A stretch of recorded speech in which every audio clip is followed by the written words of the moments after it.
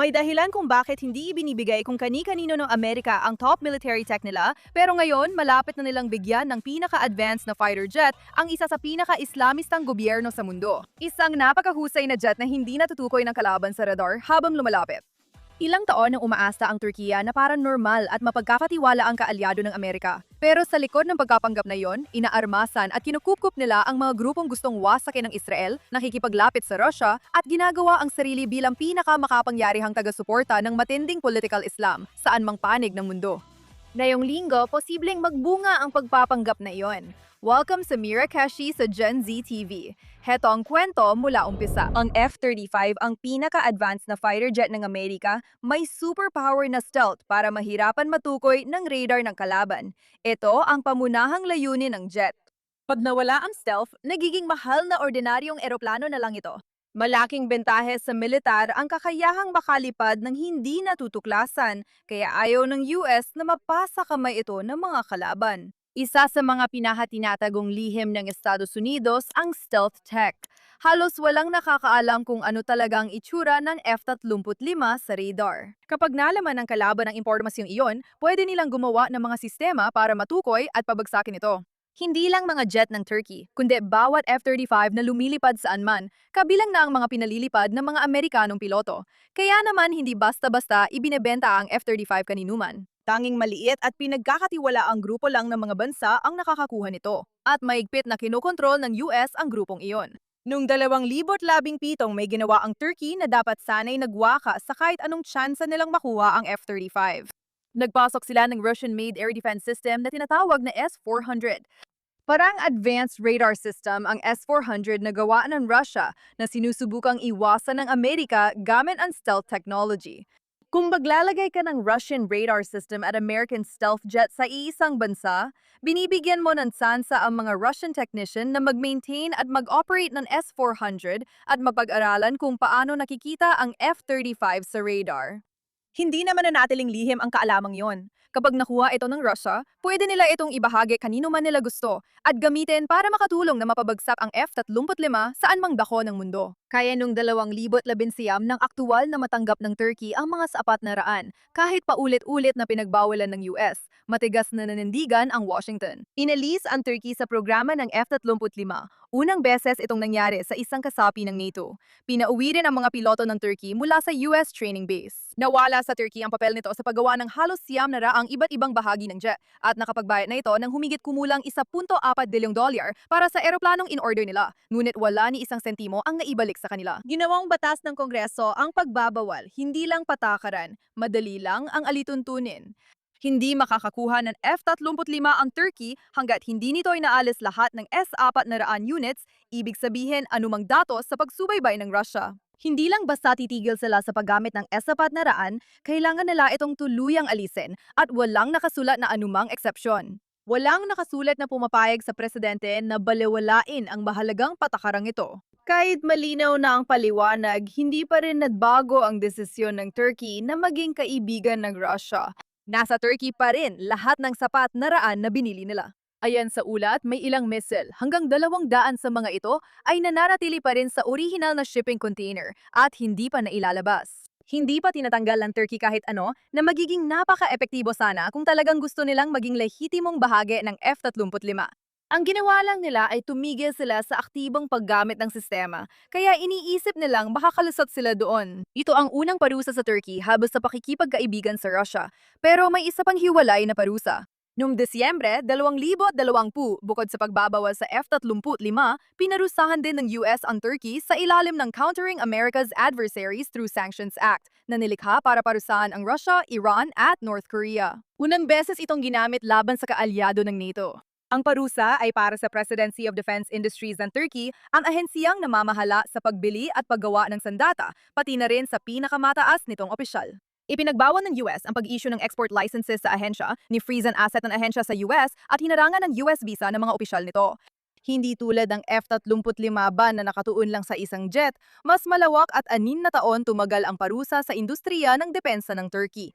Bakit ito mahalaga sa iyo? Ngayon, lumalabas na ang Turkey ang nag-host ng isang malaking NATO summit, ang taunang malaking pagpupulong ng alyansa sa kanilang sariling bansa sa unang pagkakataon sa mahigit 20 taon. At dumalo mismo si Pangulong Trump na nagkaroon ng one-on-one na pagpupulong kay Erdogan noong Hulyo. Dalawang bagay ang nangyari. Aalisin na ang mga parusa. Habang kasama si Erdogan, inanunsyo ni Trump na tatanggalin ng US ang mga ipinataw noong 2020. Aalisin na natin ang mga parusa, aneya. Ayaw raw niyang parusahan ang mga kaibigan. Abala na ang kalihim ng Estado, pananalapi at depensa sa mga detalye. At pangalawa, ang F-35 mismo ay malapit ng ibigay sa Turkey, pero hindi pa ito ganap na kumpirmado.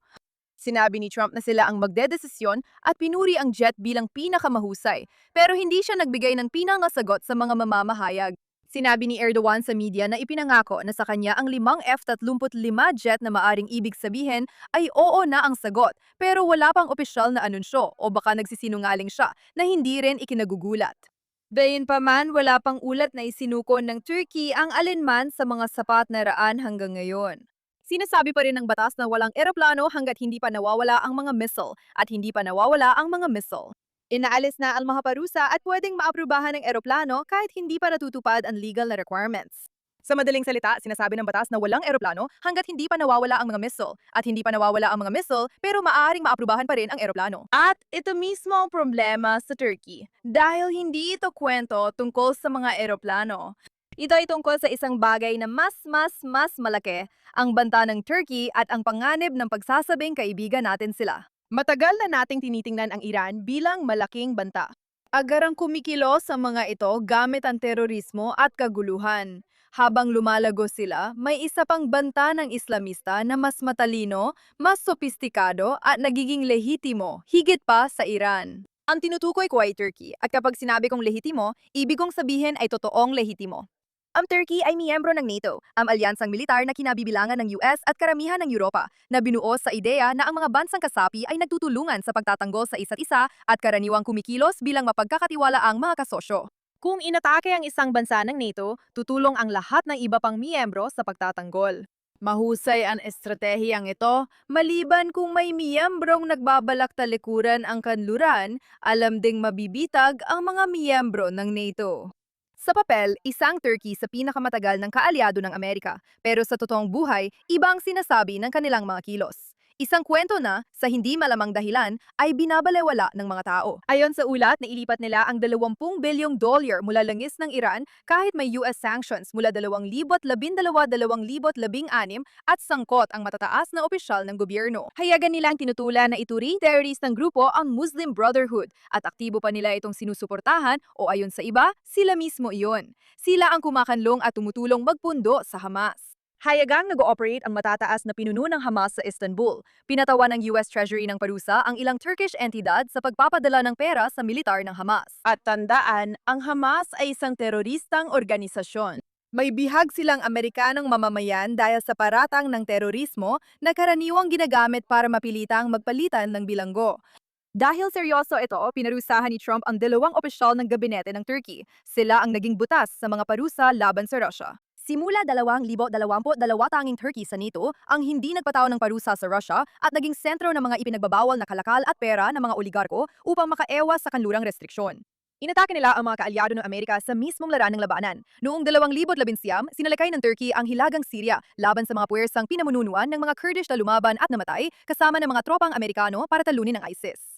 Umatras ang US sa halip na makialam at inihalin tulad naman nila ang liderato ng Israel kay Hitler habang patuloy na nagbabantang atakihin ang Israel malapit na kaalyado ng Amerika. Pinapatunayan ng lahat ng ito ang kanilang pagiging laban sa kanluran, pero pinaka-nakabahala para sa akin ang sinabi ni Erdogan, ang namumuno ng Turkey. Inilarawan niya ang demokrasya at inuulit ko na parang isang tram. Sasakyan mo ito hanggang makarating ka sa iyong destinasyon, tapos bababa ka na. Hindi yan isang kaibigan. At siguradong hindi siya dapat bigyan ng access sa mga pinaka-advanced na stealth na kagamitan na maaari niyang gamitin kapag bumaba na siya sa tren. Bakit pa rin tinuturing na kaalyado ang Turkey gayong hindi basta lumitaw si Pangulong Erdogan? Itinayo niya ang karera niya sa isang kilusan sa Turkey na ginaya ang Muslim Brotherhood, isang international na kilusan na naniniwalang Islam ang dapat prinsipyong pamahalaan, hindi lang personal na relihiyon. Tandaan, ang Islam ay hindi isang relihiyon. May relihiyon ito. Walang opisyal na sangay ng Muslim Brotherhood sa Turkey dahil hindi na ito kailangan. Ang partido ni Erdogan ay galing sa parehong ideya ng kilusan pero may bagong pangalan. Nang maging leader ng Turkey si Erdogan, hindi lang siya sumang-ayon, kundi naging pinakamalaking taga-suportang estado ng Muslim Brotherhood sa buong mundo. Noong 2011 Arab Spring, lubos na sinuportahan ng Turkey ang mga pamahalaang kaugnay ng Brotherhood na panandaliang naluklok sa kapangyarihan sa gitnang silangan. Nang mapatalsik ang pamahalaan ng Brotherhood sa Egypt, noong 2013 nagbigay ng asylum si Erdogan sa humigit kumulang 1,500 na miyembro ng Brotherhood mula Egypt na ipinatapon. Kaya naging ligtas na kanlungan at base ng operasyon para sa kilusan ng Istanbul.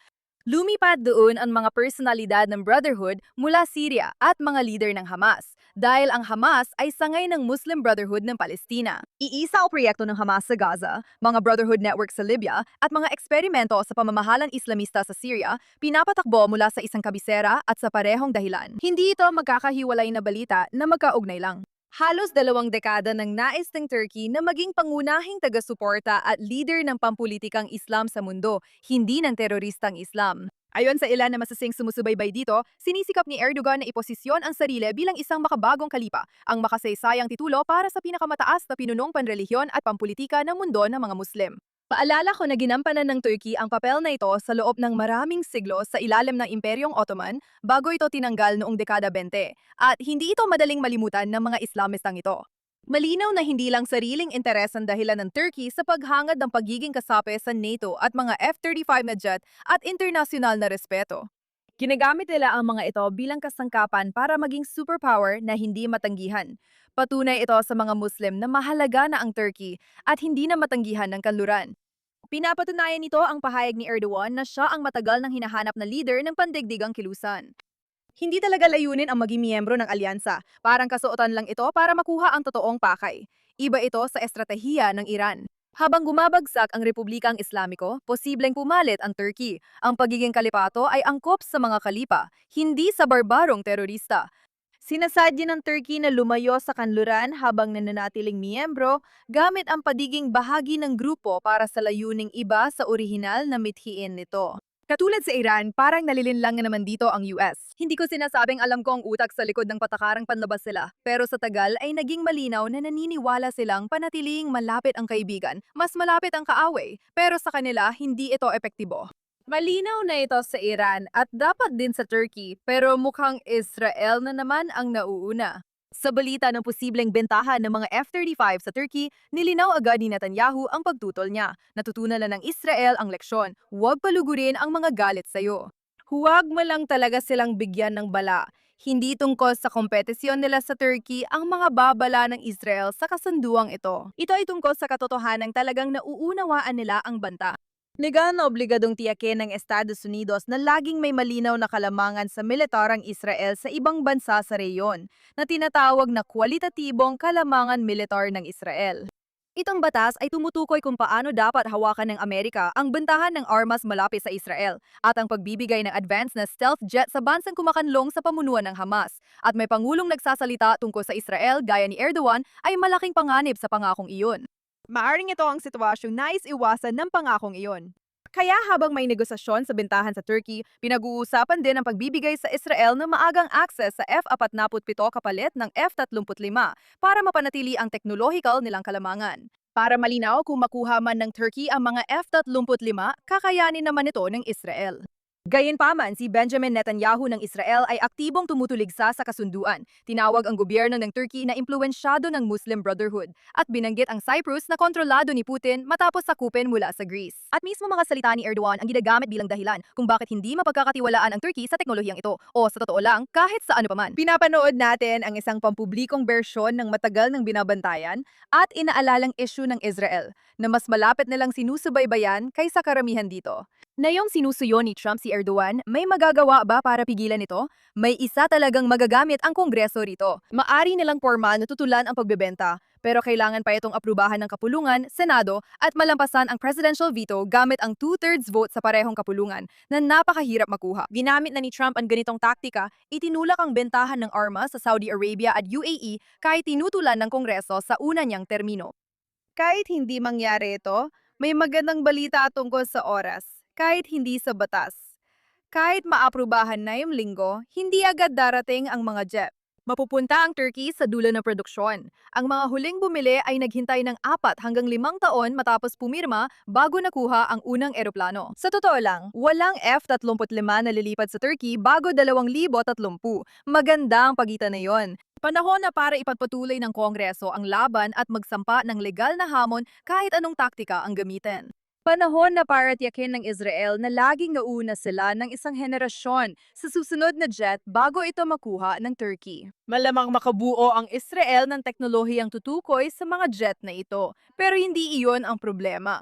Buong buhay ng Israel ay pakikibaka para mabuhay. Pero kung titignan sa mas malawak na pananaw, ang laban na iyon ay maliit na halimbawa lang ng mas malaki pang issue. Isa itong paunang sulyap sa kinaharap na yon ng buong kanluran. Alam man nila yon o hindi.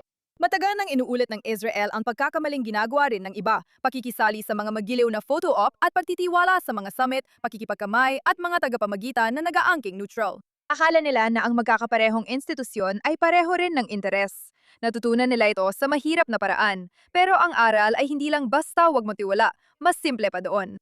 Kilalanin ang pattern. Bantayan ng banta habang lumalakas, hindi based sa gusto mong mangyari. Makinig sa totoong sinasabi nila gamit ang sarili nilang salita, hindi lang sa gusto mong marinig. Huwag mong bigyan ng bala ang mga kaaway mo na magagamit laban sa iyo. Ang aral na iyon ay hindi lang para sa Israel. Dapat maging pangkalahatan ito kung nais mabuhay ng matagal ang kanluran. Ang susunod na bansa matututo nito ay maaring hindi tulad ng Israel at walang kalamangan. Baka wala lang ito o laro lang ulit ni Trump. Ginagawa lang ni Trump ang nakasanayan niya, pinapasaya ang kaibigan, nagbibigay ng regalo na sa totoo lang ay walang halaga, pero baka may iba pa itong ibig sabihin. Ang parehong maling lohika ang dahilan kung bakit paulit-ulit pa rin nakikipagnegosasyon ang kanluran sa Iran sa loob ng mahigit isang dekada. Umaasang konting tiyaga at mabuting loob ay magdudulot ng kasunduan. Natuto na ang Israel na wag lang tumaya ulit sa ganoong paraan. Ang tanong ngayong linggo ay, kung natutunan na ba ng natitirang bahagi ng kanluran kahit minsan lang? Handa na ang Israel para sa laban na ito. Kaya ng Israel ang Turkey kung kailangan, pero di tiyak kung kaya ito ng kanluran. Kaya bago mahuli ang lahat, makinig sa mga natuto na sa aral na ito. Ako si Yerke, magkikita tayo ulit.